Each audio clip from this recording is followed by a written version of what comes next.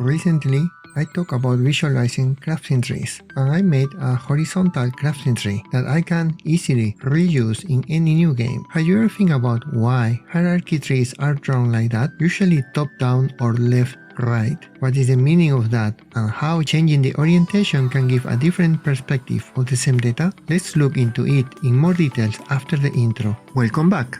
If you are new to the channel, I make games, and you can download many of my games from the link in the description below. Hierarchy trees are everywhere in games, from crafting systems, skill trees, to research and tech upgrades. But have you ever wondered why we usually draw them from top to bottom, even though real trees grow from bottom to top?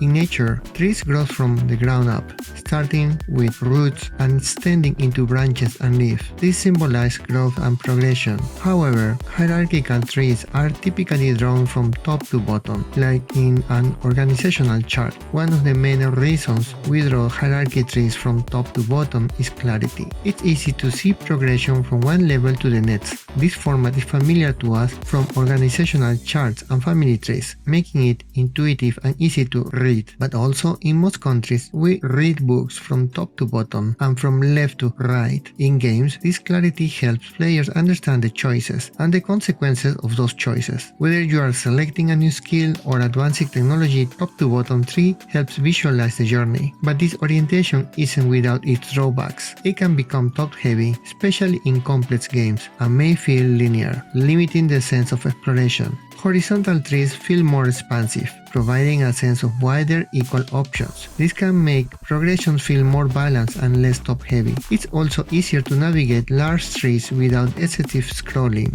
and in organization trees, it feels a more equal balance than top-down. Both orientations have their unique benefits and drawbacks. Vertical trees are familiar and straightforward, ideal for linear progression. Horizontal trees offer a wider view and can feel less restrictive, perfect for games emphasizing exploration and branching paths. There are also circular trees, like this one, and also there are trees that are a mix of everything, like in this game.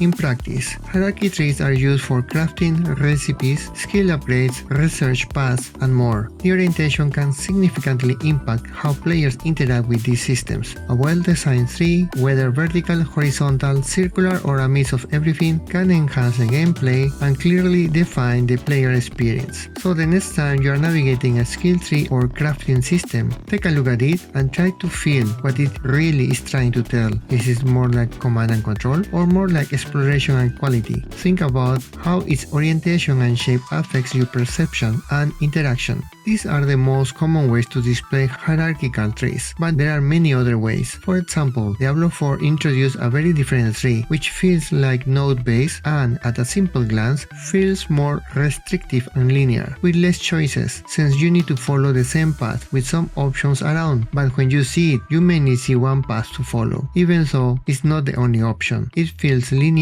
because it doesn't branch up, and there is no room for expansion. And that's it for today. Let me know what you think in the comments below. If you want to support my work, please click like and subscribe, and click on the notification bell so you do not miss my next update. Thank you so much for watching my journey. See you next week.